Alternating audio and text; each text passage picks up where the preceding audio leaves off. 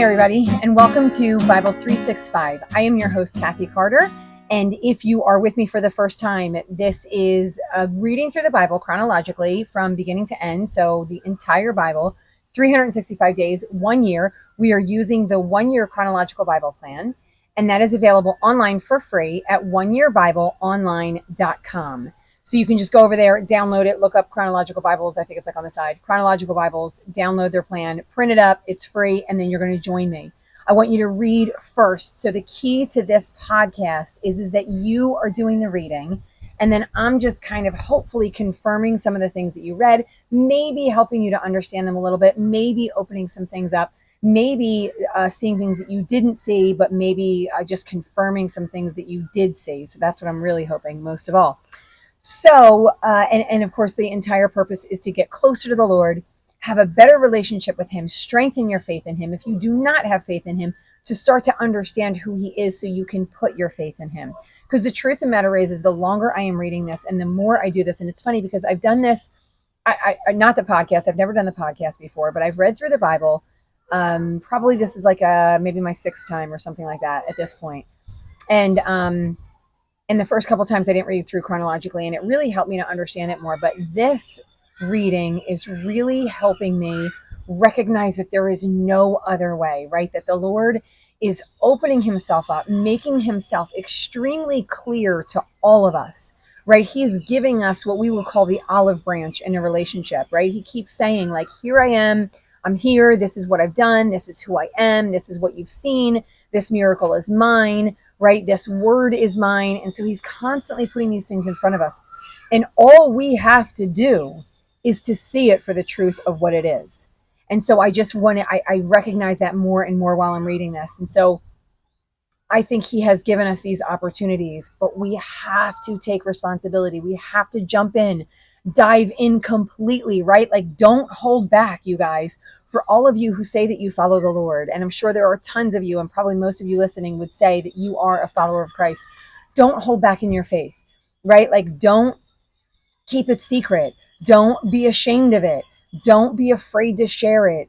Don't be afraid to do things that other people might think weird, or that you feel like you might get called out on, right? Don't be afraid of people more than you are afraid of the Lord. And so, I always have to do a little bit of soapboxy, and that's my soapbox for today. So we are on day 164. So this is in our chronological reading. We're 164. It is June 12th, and our reading today is 1 Kings 20:23 through 22:9, 2 Chronicles 18:1 through 8. So if you guys remember, hopefully 2 or 3 days ago, I did this board where I had all, it was a whiteboard, and I had all of the kings on it. Once the kingdom broke, I started to write stuff down, so it was a little bit easier to digest. The past 2 days, we have been with the same kings. It is the King Ahab, who is the king over Israel in the northern kingdom, kingdom of Israel, which is about 10 tribes, and it's in the northern half of Israel. And, Ahab is the king over that area. He is not a good king that is following the Lord, right? He has turned away from the Lord. The Lord shows up, but I'll tell you that in a second. In the bottom half, because he shows up today, is Jehoshaphat. He is a good king. He is following the Lord. He is a descendant of David, and he is the king over the tribe of Judah, the tribe of Benjamin, the Levites. So all those are Levitical priests that do all the worshiping and do everything in the temple and all that kind of good stuff, as well as anyone who has fled the northern kingdom because they recognize the Lord was with Jehoshaphat in the southern kingdom. So he does have some sort of like dissenters, some people who left the northern kingdom. So we have been dealing with Ahab. Again, Ahab is a bad king. Ahab married Jezebel.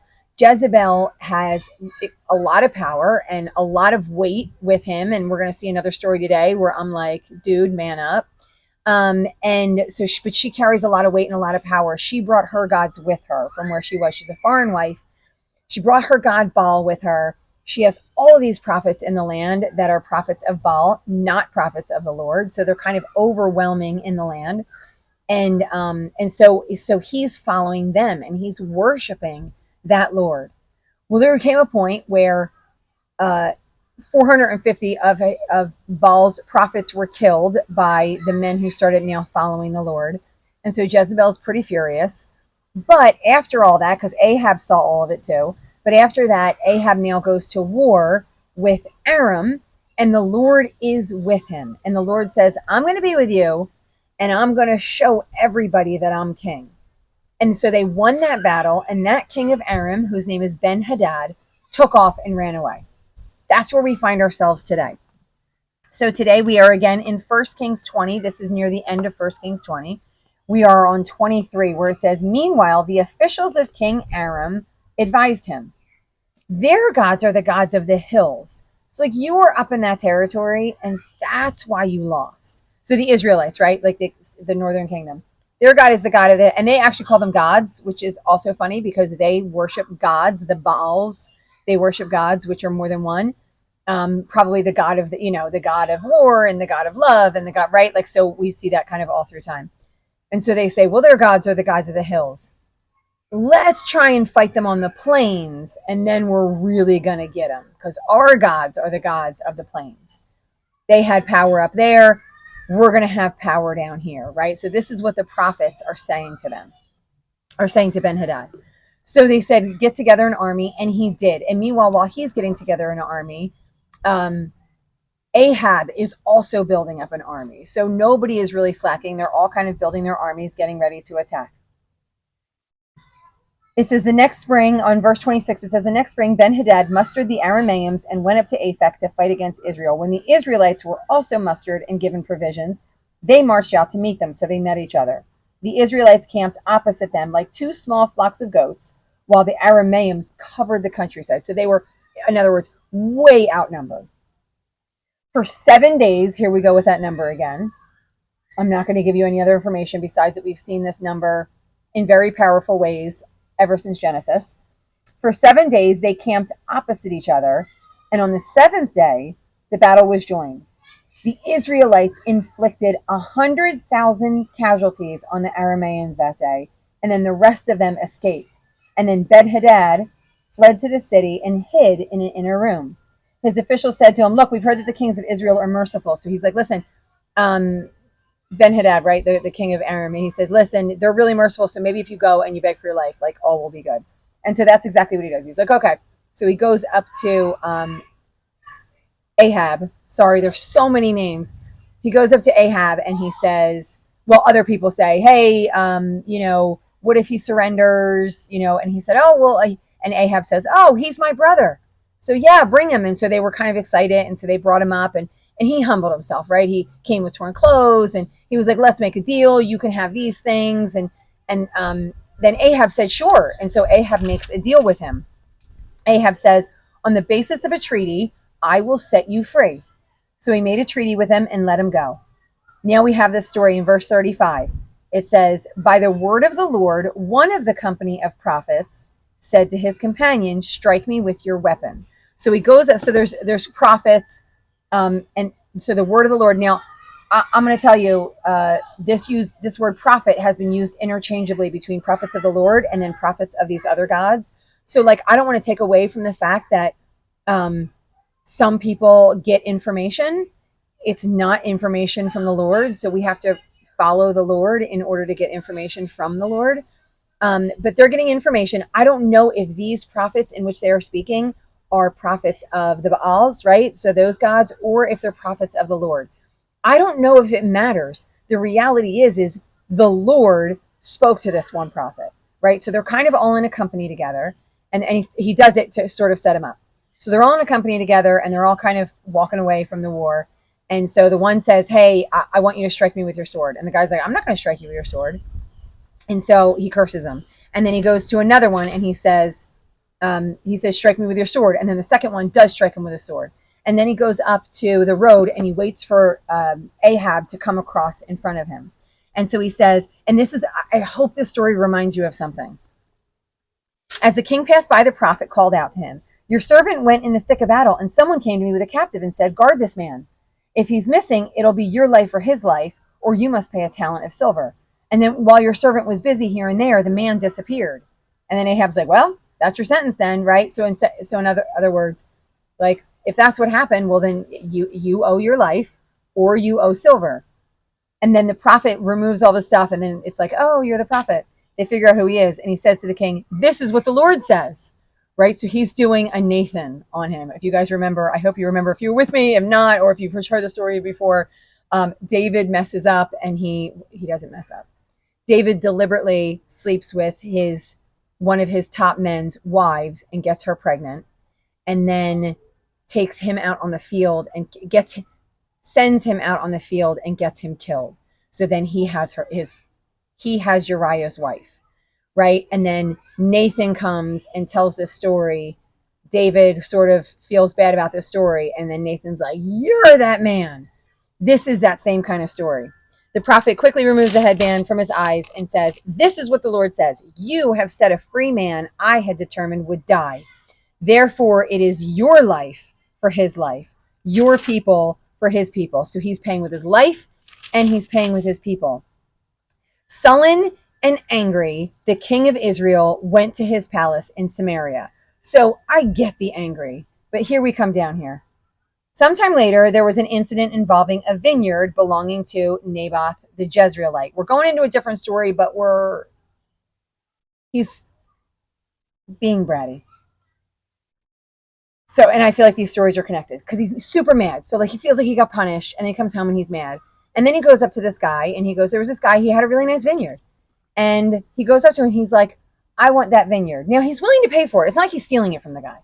He's willing to pay for it. But the guy was like, "I don't want you to pay for it. This is a vineyard of my family." Now, if you, again, I know I repeat this a lot, but if you were with me, or if you remember, we go back all the way back to, it was either Deuteronomy or it was probably Leviticus, where they would live in a land, right? Like land was picked for these people. And then every 50 years they had a jubilee celebration and they went back to their land. So say they sold their land for whatever reason, or they rented out their land to somebody else, somebody bought it. There's this celebration every 50 years that they get that land back because it's the land of their ancestors, right? So there's something to be said about the importance of holding on to the land and the property that was your ancestors. And so I'm guessing he recognizes this. This is important to him. And so he says to the king, "I don't want to sell you my land." And the king goes home and he makes a really big deal out of it. And he goes and he tells his wife, Jezebel. So his wife comes in and she's like, "Why are you so sullen? Why won't you eat?" Because once again, he's sullen, he's angry, he's having a temper tantrum. I know I'm making, I should pull that back. We see that he's sullen and angry. I feel like he's having a temper tantrum, but it says he's sullen and he won't eat. And so he tells the story. "I asked for this land and he wouldn't give it to me." And then his wife says, "Is this how you act as king over Israel? Get up and eat. Cheer up. I'll get you the vineyard." So now she takes control. She is not supposed to take control, guys. She is not the king. So she's not supposed to be doing this. She wrote letters in his name because she's not the king. So she wrote letters in his name. And she said to people, so she reached out to people under the guise of being Ahab. And she said, "Listen, I want you to take him out to a party, put scoundrels on either side of him, have them accuse him of something he's completely not guilty of, and then take him out and stone him to death." And they did. So people did this. And then once he was stoned to death, that land was free. And Jezebel said, "Here, guys, free land. My husband's going to go take it," and had Ahab go and take that land because he was dead. When Ahab heard that Naboth was dead, he got up and went down to take possession of Naboth's vineyard. Now, I just want to note how far this guy is away from the Lord. And I also want to note and be very clear, because I'm kind of making this point over and over and over again. The Lord protected him in this battle. He told him to go out, protected him in this battle, specifically so everyone could see that he was the Lord. The foreigners and the Israelites. This was for everybody. So there was no mistake that the Lord was on the side of Ahab. So Ahab has no excuse not to recognize this the Lord. Every time he turns away, this is deliberately and everything of Ahab's fault. I got to move this sunlight out of this weird spot. So I'll be right back. All right, it's a little bit better, but it's like not like directly on my face. So sorry, I just had to do that. It was driving me crazy. It was all I could see when I looked at it. All right. So following up, we're going to verse 17. This is 21:17. Then the word of the Lord came to Elijah. So Elijah hears about it. "Go down to meet Ahab, the king of Israel, who rules in Samaria. He's now in Naboth's vineyard. where he has gone to take possession of it. Say this to him. This is what the Lord says. Have you not murdered a man and seized his property? By the way, it wasn't him. It was Jezebel, but he takes responsibility. He is the king. His wife did something she wasn't supposed to do. It is his responsibility. He says, then say to him, this is what the Lord says. In the place where dogs licked up Naboth's blood, dogs will lick up yours. Yes, yours. And Ahab was mad. So you found me, my enemy. He was so mad. And Elijah says, I found you because you sold yourself to do evil in the eyes of the Lord. He says, I'm going to bring disaster on you. I will wipe out your descendants and cut off from Ahab every last male in Israel. So like I was saying, God has given him a chance, given him a chance, given him a chance, made it clear who he was. And concerning Jezebel, the Lord says, dogs will devour Jezebel by the wall of Jezreel. When Ahab heard these words, he tore his clothes, put on sackcloth, and fasted. He lay in sackcloth and went around meekly. God sees this posture, right? So God sees this, and then he says, have you noticed that Ahab has been doing this? So like a note to us, guys. Have you noticed that Ahab has humbled himself before me? Because he has, I'm not going to bring on disaster this day. I'm going to bring it on in the house of his son. So he's like, you're not going to be punished for it. And again, it's tough because I don't want my kids to reap the punishment that I deserve, right? So there's some, I guess, bittersweetness to it. All right, so now we're going to move on because now he has sort of been freed from that, and it's going to come down to his son. But it says for 3 years now there was no war between Aram and Israel. In the 3rd year, Jehoshaphat, king of Judah, went down to see the king of Israel. Now we're going to find that they have some relation, right? I think it's relation by marriage, but we're going to find that out soon. So the king then says to King Ahab, says to Jehoshaphat, hey, Aram has this land I want. Will you go to war with me? Right? And Jehoshaphat is like, hey, we're brothers. Your people and my people. We're all the same people. He says, of course I would go. Let's ask the Lord. Right? So there's kind of like a caveat sort of in there because he's not going to go to war until he has a discussion with the Lord. So the king of Israel brought together the prophets. There were about 400 of them. So this is why I say, remember I said a little bit ago that like I'm not sure which prophets were the ones, right? Because it's the northern kingdom. And so I don't know how many prophets of God are in there. But it says the king of Israel brought together the prophets, about 400 men. So there's 400 prophets in here. And he says, shall I go to war? And they're like, yeah, go. You're definitely going to win. But then in verse 7, it says, Jehoshaphat asks, my page flipped. Jehoshaphat asks, is there no longer a prophet of the Lord here that we can ask? And then the king's like, well, there is one, but he hates me and he always prophesies really bad towards me. And then that's it. Like, that's kind of like where we come to. And then and he says, he also responds, he says, his name is Micaiah, I think it is. And then it says the king, he said, he prophesies and nothing good about me, but always bad. I hate him. And then Jehoshaphat replies, the king should not say such a thing. So even that I feel like is so sweet. Then the king of Israel called one of his officials and says, bring Micaiah, son of Imlah, here at once. And that's where we're ending today. That's where we finish it. So we're going to see what he says. Is Micaiah going to send him to war? Is he not going to send him to war? And so we're going to figure that out tomorrow, I hope. But in the meantime, I want you guys to keep reading. If you like this, if this was a blessing, please hit the like button, please share it, and please subscribe to the channel so this goes out to other people so we aren't the only people reading our Bibles, right? We don't want to be just the few. We want everyone to join us, everyone to love on the Lord and to have a closer relationship with him. So share it with as many people as possible and subscribe to the channel. Keep reading. I will see you guys tomorrow.